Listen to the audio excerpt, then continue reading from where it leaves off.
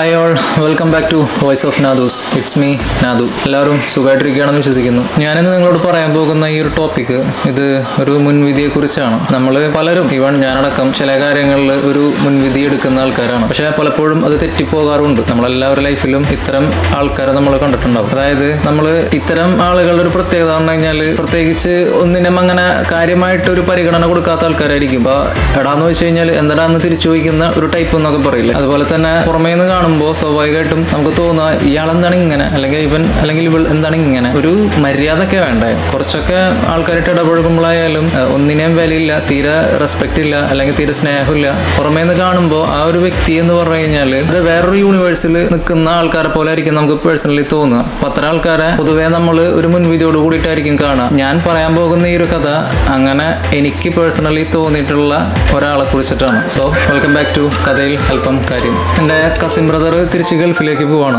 പുള്ളി വർഷങ്ങളായിട്ട് പ്രവാസിയാണ്. അദ്ദേഹത്തിന് 4 മക്കളാണുള്ളത്.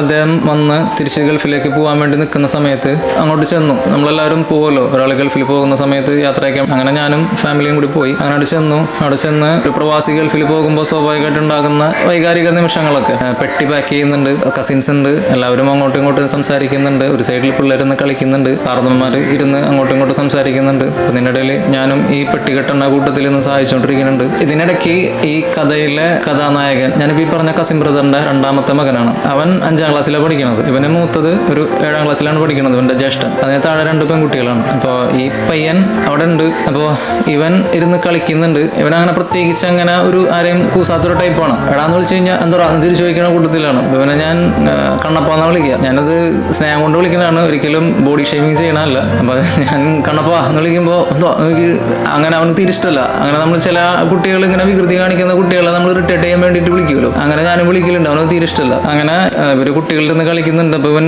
കൂട്ടത്തിൽ ഇത്തിരി മെയിൻ എന്ന് പറഞ്ഞു കഴിഞ്ഞാൽ ചില കൂട്ടത്തിൽ നിൽക്കുമ്പോൾ ഈ കുറച്ചൊക്കെ ഒന്ന് ഷോ ഓഫ് ചെയ്യാന്നൊക്കെ പറയണ പോലെ ആളിത്തിരി നമുക്ക് പുറമേ നിന്ന് കാണുമ്പോൾ പിന്നെ ആള് വിളവനാട്ടോ. അപ്പോൾ ഞങ്ങൾ തന്നെ പേഴ്സണലി പറയലുണ്ട്, ഇവൻ കാക്കാനെ കൊണ്ട് വിൽക്കുട്ടാന്നുള്ളത്. അപ്പോൾ അങ്ങനത്തെ ഒരു ടൈപ്പാണ്. പുറമേ അങ്ങനെ ഒരു സ്നേഹ പ്രകടനങ്ങളായിട്ടൊന്നും കാണിക്കില്ല, കാണുമ്പോൾ ഒരു റഫ് അങ്ങനത്തെ ഒരു ടൈപ്പാണ്. അങ്ങനെ പെട്ടി പാക്കിംഗ് ഒക്കെ കഴിഞ്ഞു. ഇക്ക വീട്ടിൽ നിന്ന് ഇറങ്ങേണ്ട സമയമായി. അങ്ങനെ ഇറങ്ങാൻ നിൽക്കുന്ന നേരത്ത് അറിയാലോ, ഒബ്വിയസ്ലി ഒരു പ്രവാസി ഗൾഫിൽ പോകാൻ നിൽക്കുന്ന സമയത്ത് ഉണ്ടാകുന്ന ചില വൈകാരിക നിമിഷങ്ങൾ.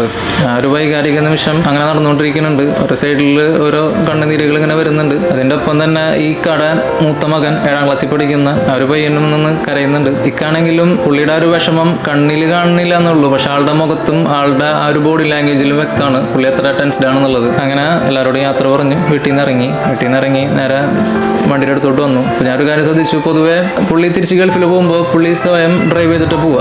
അപ്പോൾ അന്ന് എൻ്റെ അടുത്ത് വണ്ടി എടുക്കാൻ പറഞ്ഞു. മേ ബി ഞാൻ അവിടെ ഉള്ളത് കൊണ്ടായിരിക്കാം ഞാൻ വണ്ടി എടുത്തു.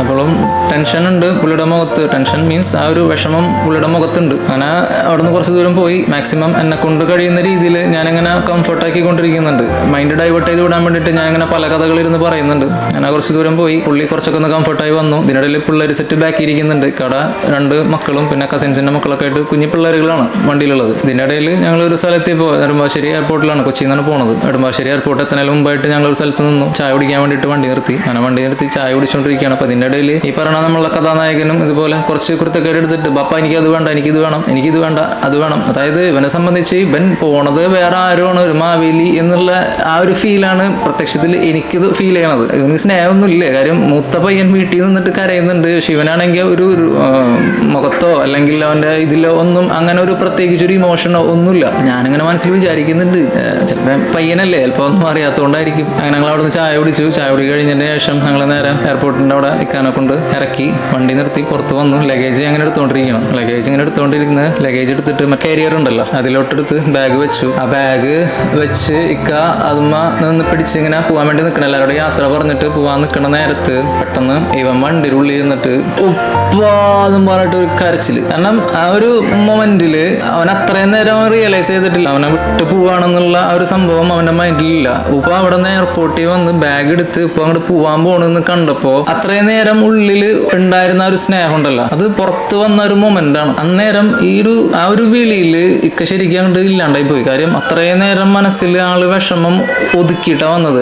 വീട്ടിൽ നിന്ന് അത്രയും ഇക്കാടെ ഉമ്മ, ഇക്കാടെ വൈഫ്, കസിൻസ്, ഇപ്പം നമ്മളെല്ലാവരെയും മുമ്പിൽ നിന്നാണ് യാത്ര ആയിട്ട് ഇങ്ങോട്ട് പോന്നിട്ടുള്ളത്. പക്ഷെ അവിടെയൊക്കെ പിടിച്ചു നിന്ന ഒരു മനുഷ്യൻ ഈ ഒരു മകന്റെ ഈ ഒരു വിളിയിൽ ആളുടെ കണ്ണീന്ന് ആ ഒരു കണ്ണുനീരിങ്ങനെ വന്ന് നമ്മളങ്ങനെ കെട്ടി നിൽക്കാന്ന് പറയില്ല, കരയുന്നില്ല എന്നുള്ളൂ. പക്ഷെ ആ മനുഷ്യന്റെ ആ ഒരു പതർച്ച ഉണ്ടല്ലോ, അത് ശരിക്കും എനിക്ക് ഫീൽ ചെയ്തായിരുന്നു. പുള്ളി മാത്രമല്ല സങ്കടം വന്നത്, ഈവൻ എനിക്കായാലും സങ്കടം വന്നിട്ടുണ്ട്. ഞാനും ഒരു പ്രവാസിയായിരുന്നു, 5-6 വർഷത്തോളം പ്രവാസിയായിരുന്നു. നമ്മൾ ഒരുപാട് ആൾക്കാർ ഇതുപോലെ യാത്രയാക്കാൻ പോയിട്ടുണ്ട്, പല വൈകാരിക നിമിഷങ്ങളിലും ഇതുപോലെ കടന്നു പോയിട്ടുണ്ട്. ഇത്രയും നാളും ഈവൻ എൻ്റെ മൈൻഡിലായാലും ഇവനെ ഞാനും കണ്ടിരുന്നത് ഒരു അറിയാലോ കുഞ്ഞു കുട്ടികളാണ് എന്നുവെച്ചിട്ട് ഒരു കുരുത്തക്കേടൊന്നുമല്ലട്ടാ പറയണത്, അങ്ങനെയല്ല ഉദ്ദേശിക്കുന്നത്. നമ്മളായാലും ഇവൻ അങ്ങനെയാണ്, ഇവൻ പറഞ്ഞ കേൾക്കൂല, അങ്ങനത്തെ ഒരു ടൈപ്പ് ഉണ്ടല്ലോ. പക്ഷെ ഒരു ഇമോഷനോ ഒരു ഫീലിങ്സോ ഇല്ലാത്തൊരു ടൈപ്പ് എന്നൊക്കെ പറയില്ലേ, അങ്ങനത്തെ ഒരു ടൈപ്പായിട്ടാണ് ഞാനും കണ്ടിരുന്നത്. പക്ഷെ ആ ഒരു മൊമെന്റിൽ ഉള്ളിൽ നിന്ന് അറിയാണ്ട് നമുക്കും ഒരു തേങ്ങൽ വരാന്ന് പറയില്ലേ, ആ ഒരു സംഭവം എനിക്ക് അന്ന് തോന്നിയിട്ടുണ്ട്. അപ്പോൾ ഈ ഒരു വിഷയത്തിൽ നിന്ന് എനിക്ക് നിങ്ങളുടെ അടുത്ത് പറയാനുള്ളത്, നമ്മൾ പുറമേ നിന്ന് കാണുന്ന പോലെ ആയിരിക്കില്ല അതിപ്പോൾ അവനായിക്കോട്ടെ അല്ലെങ്കിൽ അവളായിക്കോട്ടെ.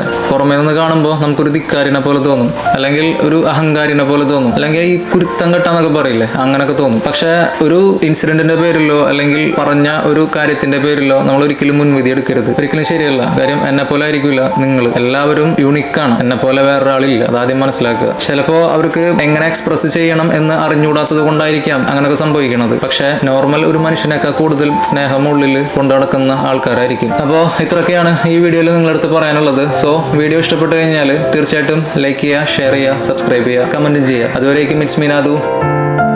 ടാറ്റാ.